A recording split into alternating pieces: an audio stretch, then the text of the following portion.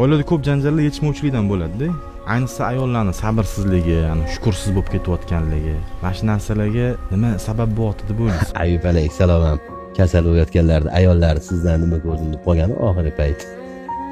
Payg'ambar ayol shunaqa, ayolni to'g'rilab bo'lmaydi. Ayol zoti shunaqa boshqacha dunyoga keltirilgan. Misol uchun, menga mehr yetishmaydi. Mehr beraman bo'ldi, siz yo menga pul kerak deydi. Pul beraman siz yo mehr kerak. Mana shunaqa tushunmagan Nima xohlayotganini o'zi. yo'q, endi ayollar shunaqa yaratilgan. Ularni misol uchun kamomatini erkak kishimiz ham ko'tarishimiz ham kerak. Endi vimagat qilib tashlashga emas u. Yetishmovchilik, ko'chada choyxona yurib, sigaret chekib, o'zim maza qilib tog'larda aylanib yurib, lekin uyman bunaqa ahvolda bo'lsa, nimasini qilib bermayapman degan erkaklar bor-da.